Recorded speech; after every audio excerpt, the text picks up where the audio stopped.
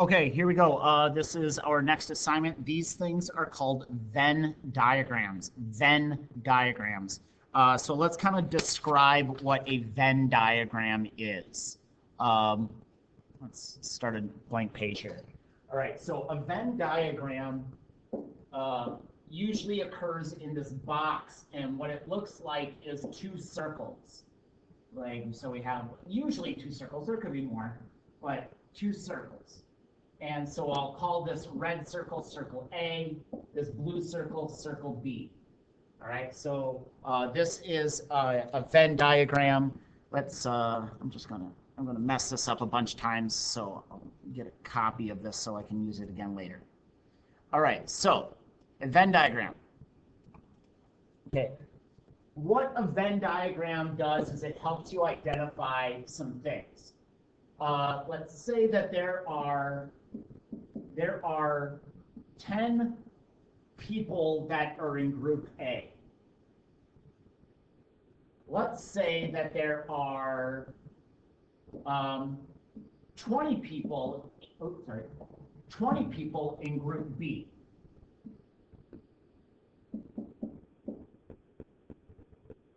Let's say that there are 5 people who are in both groups. There's 5 people that are in both groups. And let's say that there are 15 people who are in neither.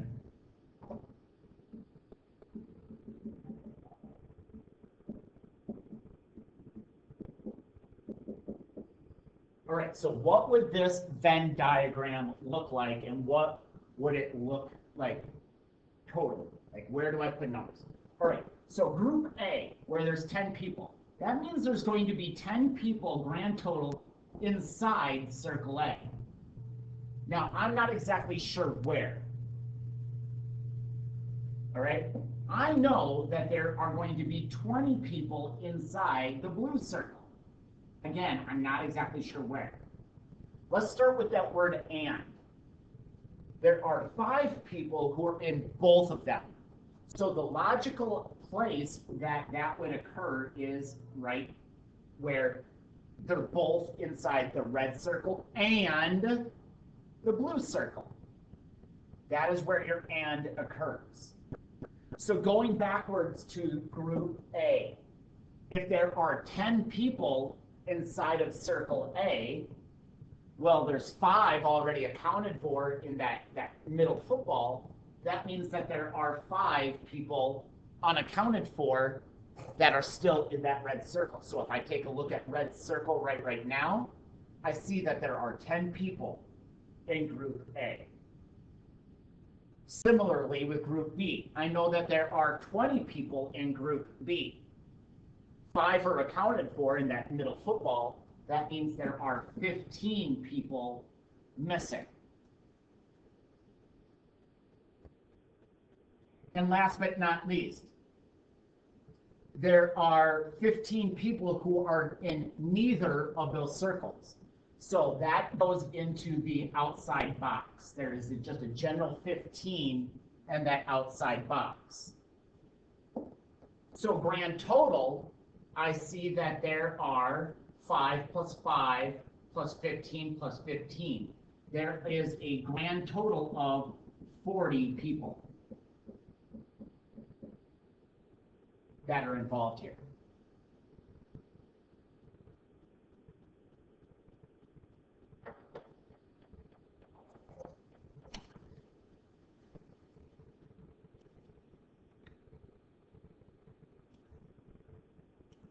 Okay, now let's go through some of the typical types of probabilities and things that we have to kind of look out for when doing these problems. Let's make a couple of these pictures here so we can kind of describe what we're doing.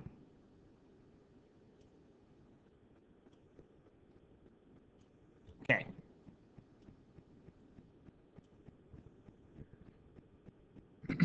So if I want to know just a general probability, all right, like what is the probability of A? What's the probability of A? Well, it's A's out of the total. So what I do is I look for anything that is grand totally on the inside of circle A. Whether it overlaps or doesn't overlap, that would be the grand total number of things in A, is anything inside the A circle.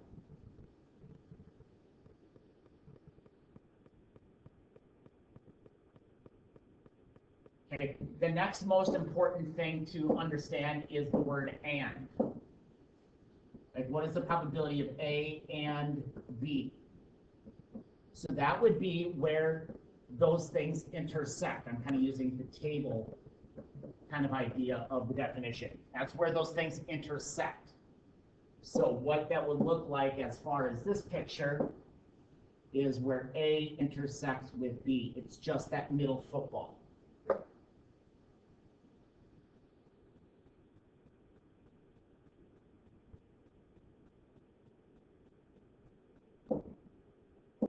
All right, next is the word or. It's okay if it's in A, or it's also okay if it's in group B. All right, so technically it's A plus B minus and. But it's really a little bit more simple if you just take a look at the picture. So it's okay to be in A, so everything in A. It's okay to be in B, so everything in B. So it's everything in both of those circles.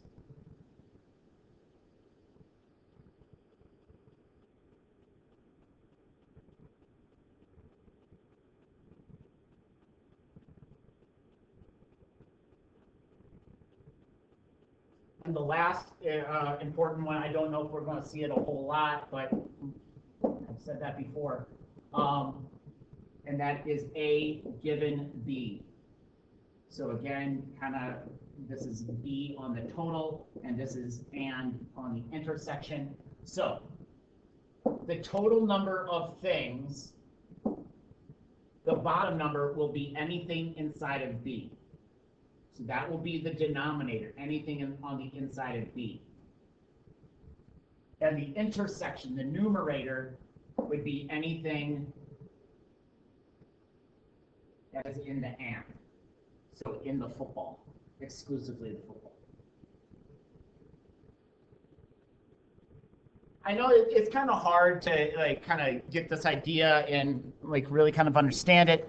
But if you can get this A and this and, your world is going to be a lot easier when it comes to these things. And again, logic just kind of plays a huge part too. All right, so for instance, here we go. A group of 60 students, so let's take note of that. In this entire box, whether it's in a circle or out of a circle, there are 60 students.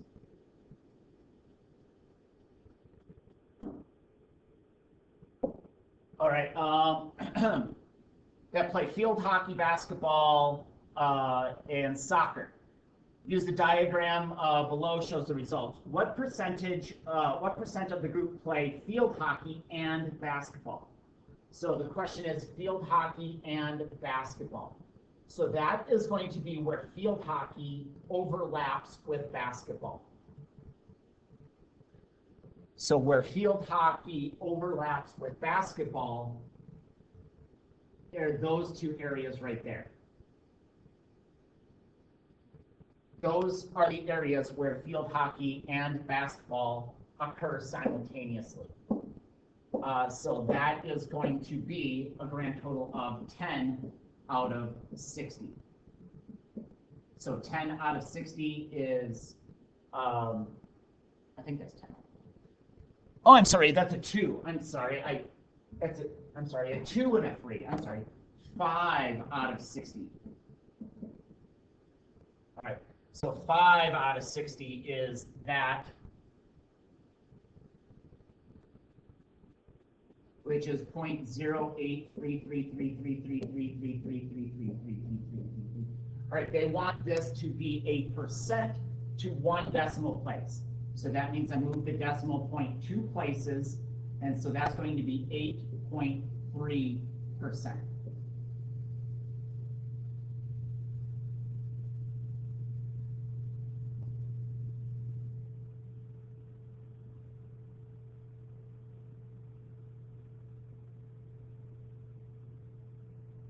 Okay, next one. What is the probability of A? So the probability of A means it's exclusively in A.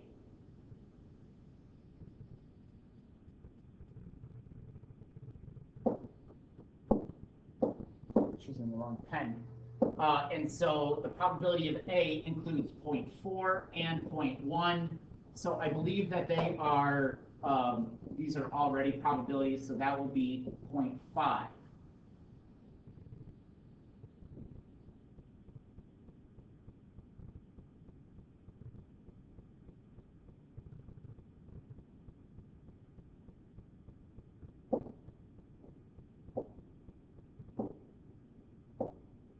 Okay, it's too dark. Let's go with this one.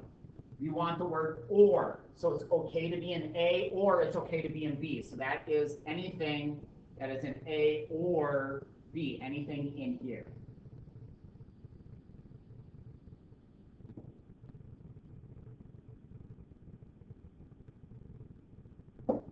So anything inside of those, actually it's also kind of important to figure out the grand total number of things. So that's 10, 15, 20, and don't forget the outside 5. So this is a grand total of 50 things in this entire circle. There's 50 things in that entire grouping. So out of 50, A or B would be 45 of those 50. Fraction lowest term, that is 9 out of 10.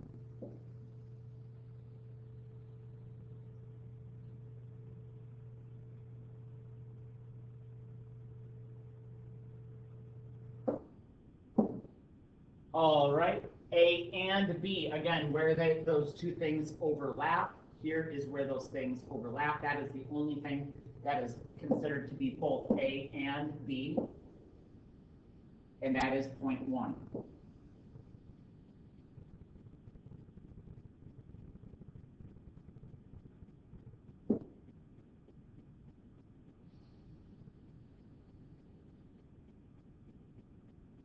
All right, now the questions are going to get a little interesting.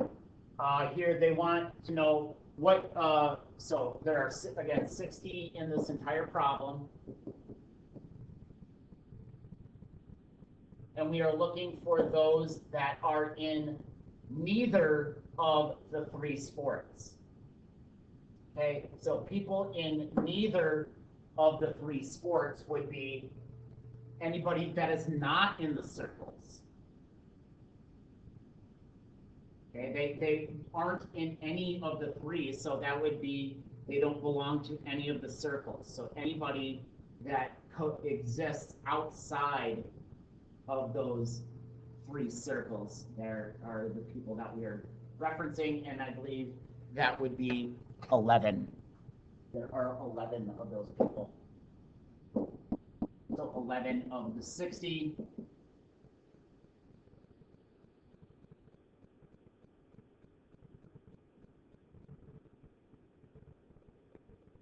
Which is 0.183333333.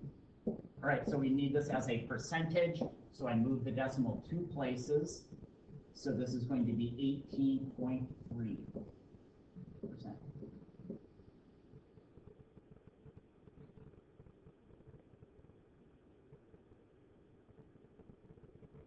Okay, there are 40 students.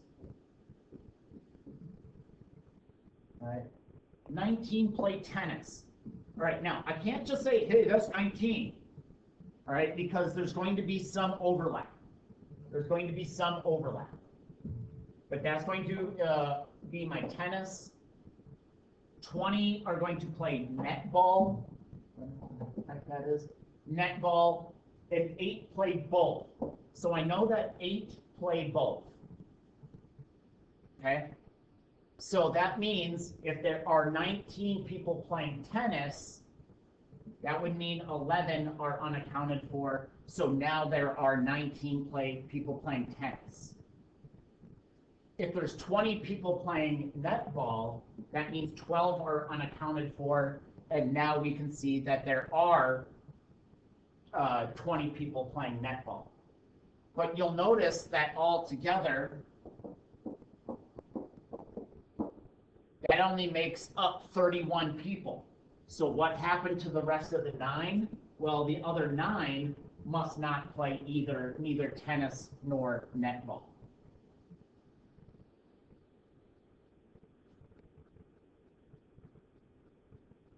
All right, what's the probability that a student only plays exclusively one of those sports? Not both, but just one. One and only one. So one and only one would be these people playing tennis, not including the 8, and would also be these people playing netball, again, not including the 8.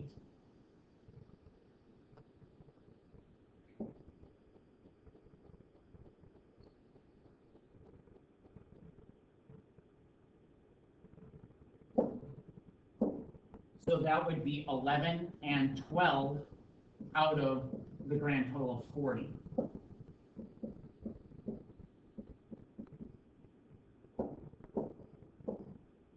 Percent, so 23 out of 40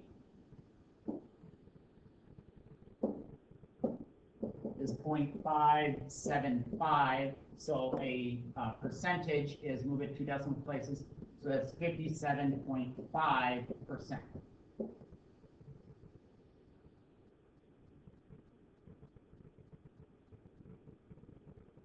All right, number 7 is the exact same setup, so I'm just going to steal my numbers that I already created.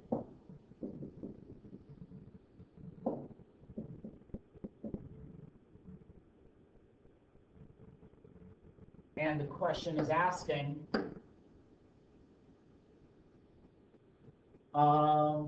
determine the probability that a student plays at least one of the 2 sports. So at least one, so it could be 1 or 2. So it could be anybody inside the tennis, it could be anybody inside the net, and it could be anybody in both.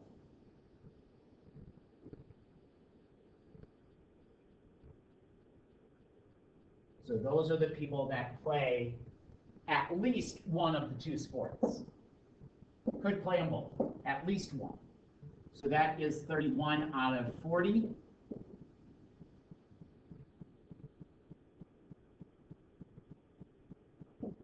Which is 775. So as a percent, 1 decimal, so 77.5%.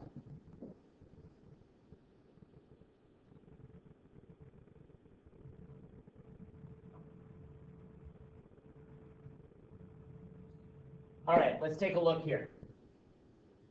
The probability that a student gets an A in Algebra 2 is 0.2. All right, so let's call that A. So the probability of A is 0.2. Probability that a person completes all assignments. Let's call that assign. Probability that they complete all assignments is 0.5. The probability that a student does all of their assignments given they get an A, so that would be all assignments given that they have an A, is 0.6.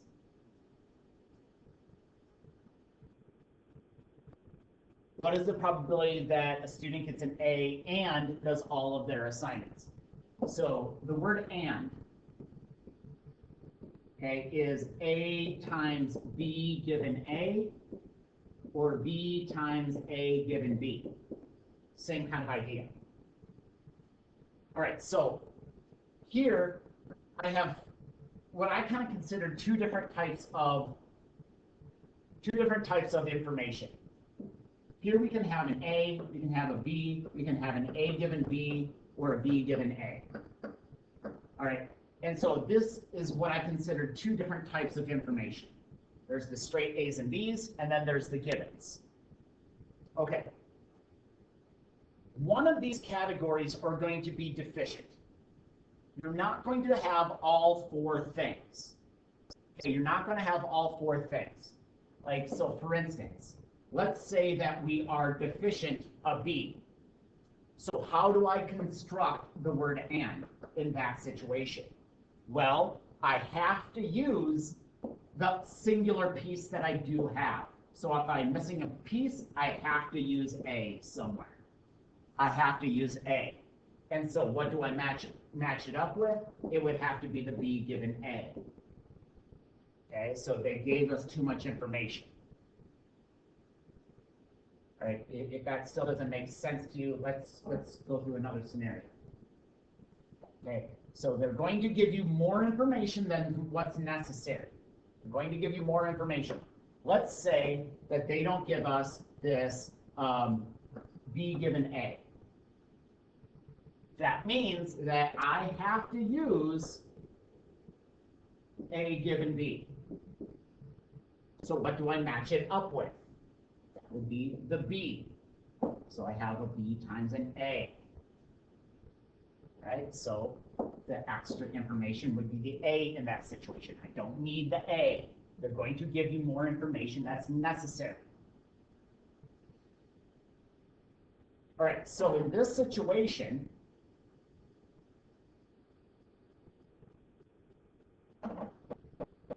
the two different categories are A and assignments.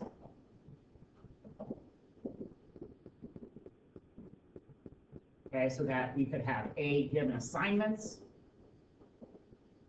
or we could have assignments given A. Okay, so this is our scenario right here. Okay, notice they don't give us all of this information. What did they not give us? They did not give us A given assignments. They did not give us A given assignments. So how do I deal with this word and? So that means I have to use assignments given A.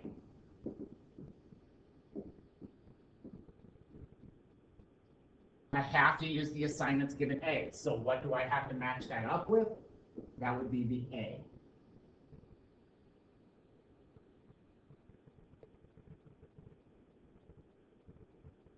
So this is the scenario that I have to do.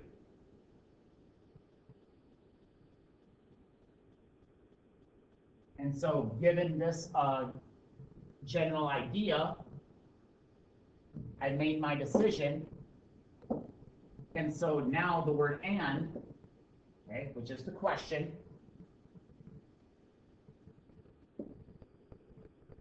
so A is 0.2 times the assignments given A is 0.6. This is going to be 0.12.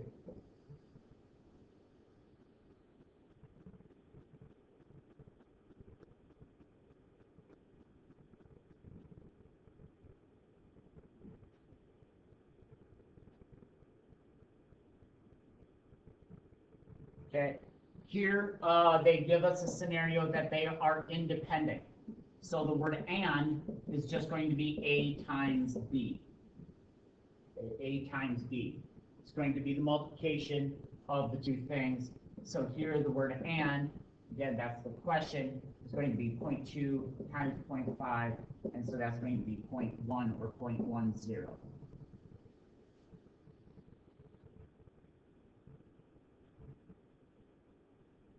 Okay, back to what we were kind of talking before. So I could have A, I could have assignments, I could have A given assignments, I could have assignments given A. Okay, these are the 4 different categories. Let's see what they give us. The probability of an A is 0.2. The probability in A given assignments is 0.6. The student has assignments given A. Assignments given A is 0.9. All right, so what is that they have an and? All right, so and is the question. So they don't give us assignments. So that means that I have to use A in here. Right? I have to use the A probability. So and this situation is going to be A. And what do I match that up with? I have to match that up with assignments.